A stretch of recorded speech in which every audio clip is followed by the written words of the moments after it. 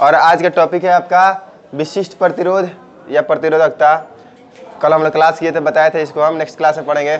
Board पे ध्यान दो, बोर्ड पे ध्यान दो। विशिष्ट प्रतिरोध उतना बड़ा टॉपिक नहीं है, नॉर्मल है, परीक्षा में पूछ सकता है। तो पूछेगा तो लिख दिए है ना। इसको लिख देने से ये फायदा होता है कि बच्चा सब लिख लेगा, उतार लेगा।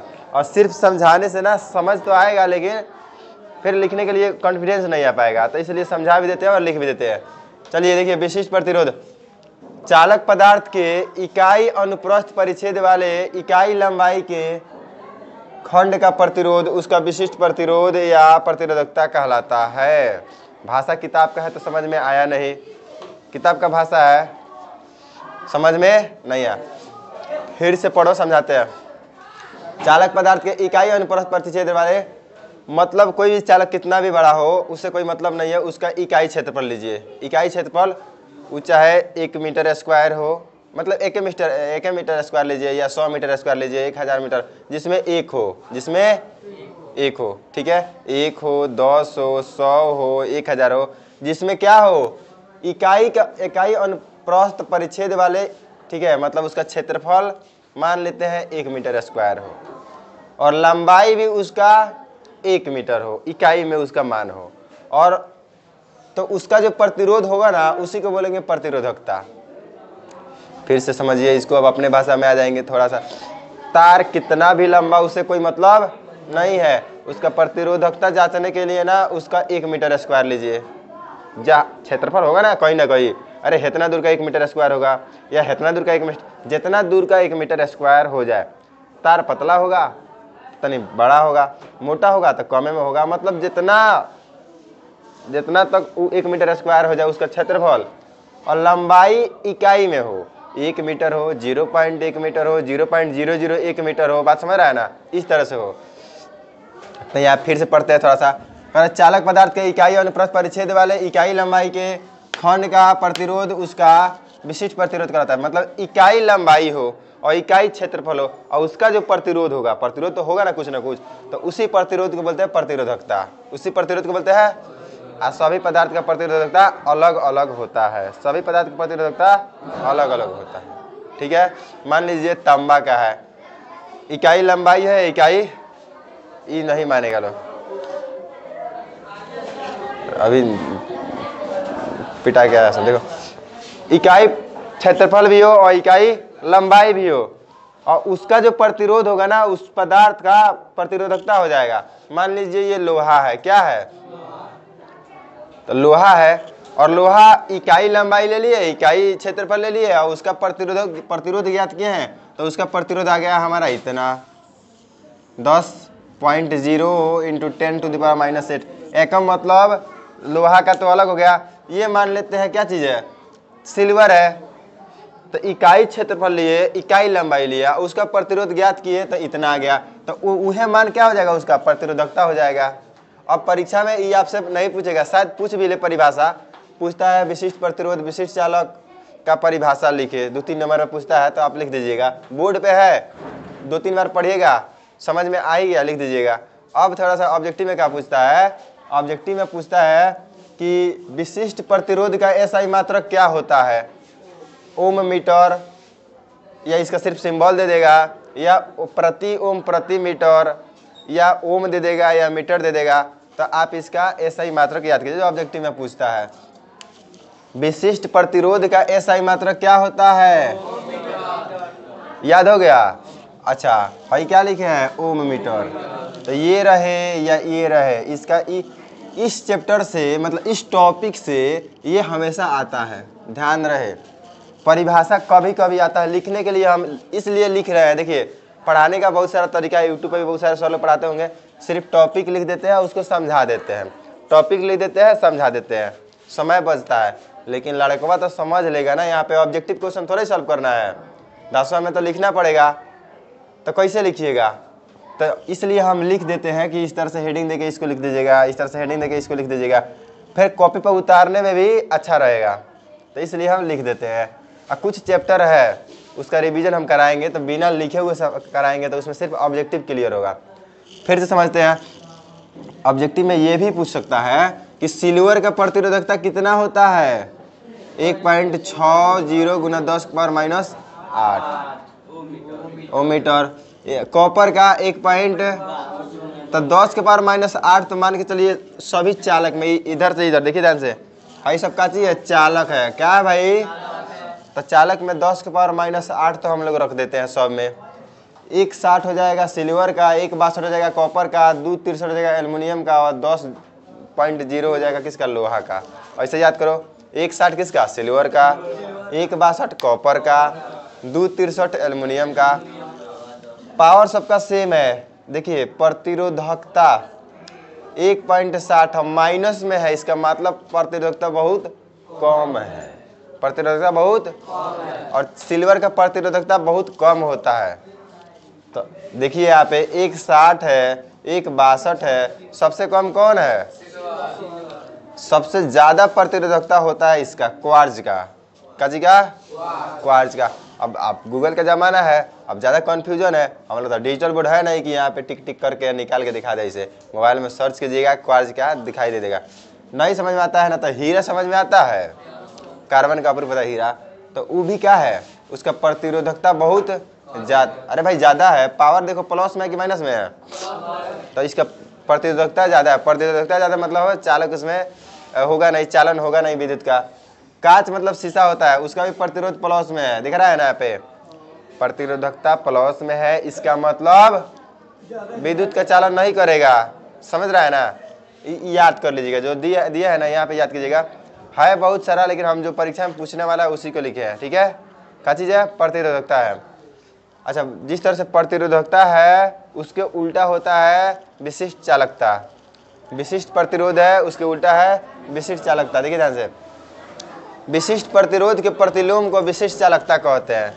विशिष्ट प्रतिरोध के प्रतिलोम को विशिष्ट चालकता कहते हैं, सेम उसके उल्टा को कहते हैं, ठीक है? और इसका ऐसा ही मात्रक प्रति ओम प्रति मीटर होता है। इस क्वेश्चन से हमको यही चाहिए, प्रति ओम प्रति, और इस तरह से सिंबल में लिखेंगे तो ohm inverse metre inverse, inverse बोला जाता है इसको। देख नहीं रहा बोर्ड पे, देखा? ए लड़का, hello, ohm to the power -1 M to the power -1। नहीं समझ में आ रहा तो हैंग लिखल बानू, ऐसा ही सेट कर लो। किसका है ये सही मतलब? किसका? विशिष्ट चालकता का। देखिए परीक्षा में ये दोनों में से आता है, लड़का कंफ्यूज हो जाता है, ठीक है? उतना बड़का टॉपिक नहीं है कि कोई इसको खूब बढ़िया से विस्तार में बताए, तो विस्तार में नहीं बताता है तो ऑब्जेक्टिव छूट जाता है, ठीक है? सर को सोचना चाहिए, सर से बोल दिया कि आप आइएगा, तो सोचना चाहिए उनको।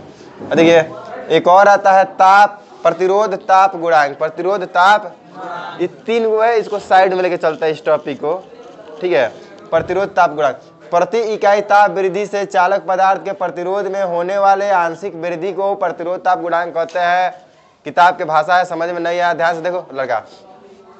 चालक तार है, एकदम बढ़िया से चल रहा है, करंट जा रहा है, तो जब करंट जाएगा तो तार जो है गर्म होगा कि ठंडा होगा?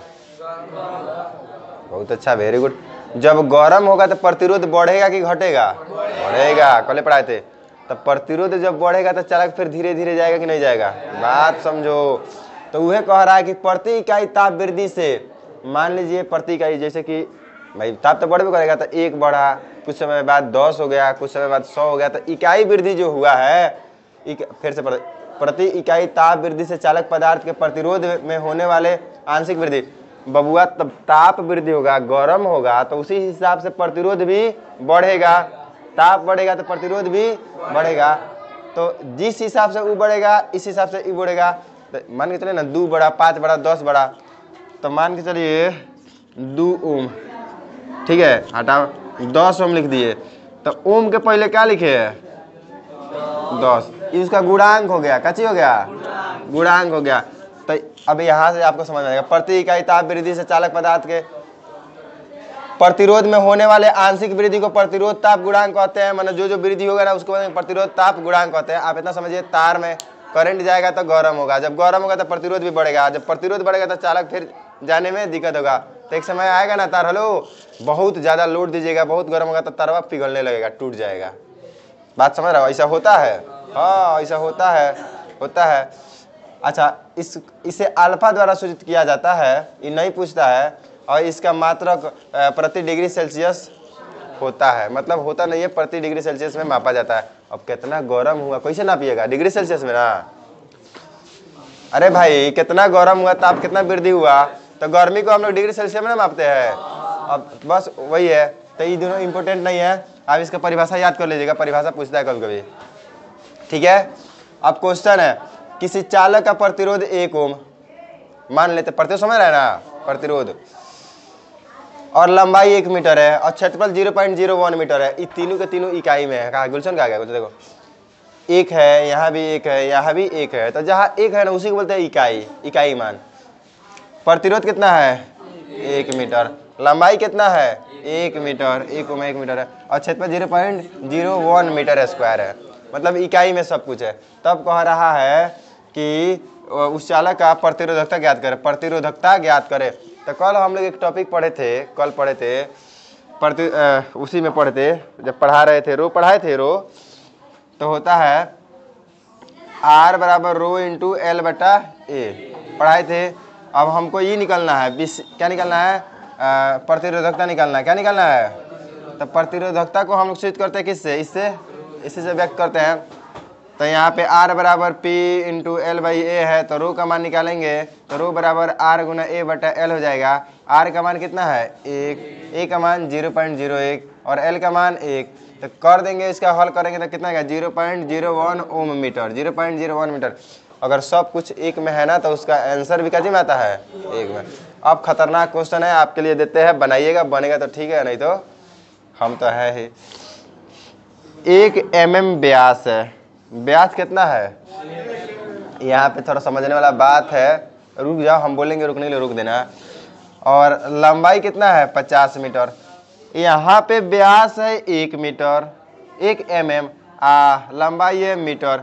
तो या फिर mm को हम मीटर में बदलेंगे तभी बनेगा ना। तो mm को मीटर में बदलेंगे तो 1000 से इसमें हमको भाग देना पड़ेगा, 1000 से भाग। तो भाग देंगे तो 0.001 आएगा या 10 के पावर -3 आएगा। क्या? व्यास। उसको हम त्रिज्या में बदलेंगे, बात सुनो, त्रिज्या में बदलेंगे। लंबाई हो गया। प्रतिरोध ज्ञात करना है, तांबा का प्रतिरोधकता इतना दिया है, प्रतिरोधकता इतना दिया है। अब इसको हल करना है। क्या करना है? हल करना है। तो है काम खतरनाक। क्या पूछ रहा है? तार की प्रतिरोधकता इतना है तो प्रतिरोध ज्ञात करना है, मतलब R ज्ञात करना है। फॉर्मूला सेम टू सेम है। क्या ज्ञात करना है? R बराबर रो इंटू एल बटा ए। इसके जगह पर हाउ लिखिएगा 1 पॉइंट, हम मान रख देते हैं, आप कटा लीजिएगा, ठीक है। 1.7 गुना 10 के पावर -8, किसके जगह? इसके जगह पर। लंबाई कितना है? 50 और क्षेत्रफल होता है πr² होता है। अब यहाँ पे D दिया है, कैसे दिया है? व्यास का मान दिया 1 मीटर। अब चूंकि यहाँ पे समझा दे रहे हैं, आ रहा है कि नहीं आ रहा है कैमरा में? चूंकि भाई D बराबर 1 mm है, 1 mm का मतलब हो गया 10 के पावर -3 मीटर, मीटर बदल लिए। अब इसका R निकालेंगे तो बटा में 2 आएगा, समझो, -3 बटा 2, ये क्या हो जाएगा? R हो जाएगा। पाई का मान हम लोग रख देंगे 3.14, कितना रखेंगे? और R के मान इतना रखेंगे, स्क्वायर करेंगे, कटाएंगे तो कट के आ जाएगा इसका आंसर 1.08 के आसपास आ जाएगा। और प्रतिरोध निकलना है तो प्रतिरोध कैसे में आता है? ओम में आता है। आंसर हो जाएगा। हम इसको अगर हल करेंगे तो वीडियो लंबा चल जाएगा, तो हम वीडियो ऑफ करके आप लोगों को ही समझा देंगे, ठीक है। बढ़िया, कैसे कटाना है।